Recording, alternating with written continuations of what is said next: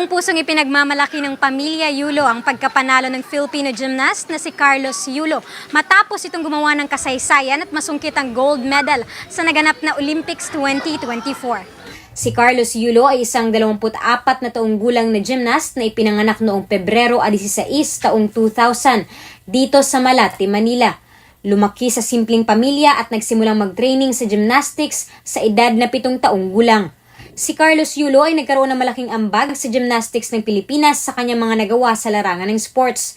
Ayon sa kanyang ama na si Mark Andrew Yulo, bata pa lang ay nakitaan na nila ng potensyal si Carlos dahil sa hilig nitong magtumbling. Hanggang sa sunod-sunod na itong sumabak mula sa mga maliliit na paligsahan hanggang sa ginulat nito ang Pilipinas na makagawa ito ng kasaysayan bilang pinakaunang Pinoy na nakasungkit ng gold medal sa larangan ng gymnastics noong Sabado, August 3 ngayong taon. At hindi pa riyan natatapos ang lahat dahil hindi binigo at mas pinahanga pa ni Carlos ang kanyang mga taga-suporta nang makuha ulit nito kagabi ang pangalawang gintong medalya para sa Pilipinas nang pangunahan nito ang vault finals ng men's artistic gymnastics. Hello, Nak. Congrats sa'yo. Congrats sa inyo ni Chloe. Sana mag-usap tayo. Usap kayo ni mama mo. Kung ano man yung pag-usapan natin. Na kasi hindi totoo yung mga kumakalat na balita eh. Maraming salamat sa'yo, Nak. God bless you. Ang message ko sa'yo is proud na proud ako sa'yo, kuya. And sobrang saya ko nung napaiyak mo ako kagabi kasi bigla ako hindi pa rin talaga mapaniwala. Ayon sa ama, sa nakita niya palang na paghahanda, trainings ni Kaloy ay kumpiyansa na siyang mapapanalo nito ang gold medal.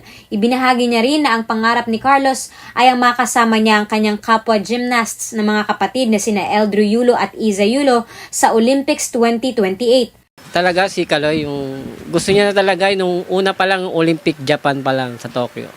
Gusto niya na makuha yun. Siguro nag-motivate yun yung natalo siya eh. 4 years niyang pinagtiisan na yung talo niya. Yung mangiyak-ngiyak siya nun. Kumpiyansa na ako kasi iba na yung niya eh. Yung, lalo na pag sa training, seryoso na sila. Kaya, minsan sinasabayan ni Drew.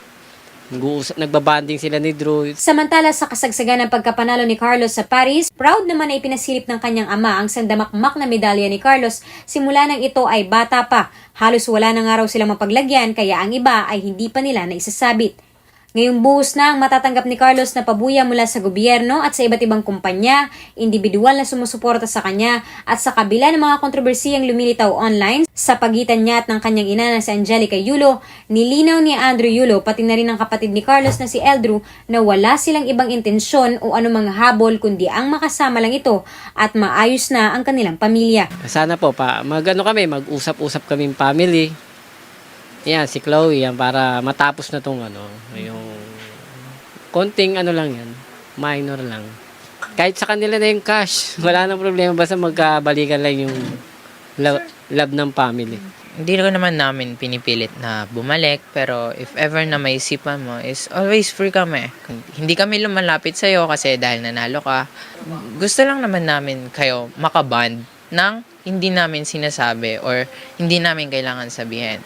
Naisipan nyo, yung hindi pa namin kailangan ipagsabi sa inyo, parang nangingi kami ng 5. Parang ganun, like, kuya, pengin naman attention mo. Parang ganun. Nakiusap din si Eldrew kay Carlos na sana ay ito na mismo ang gumawa ng paraan para magkabati na sila at ng kanyang ina. Babae kasi si mama, kuya eh. And alam mo naman, kapag babae talaga matataas talaga ang pride.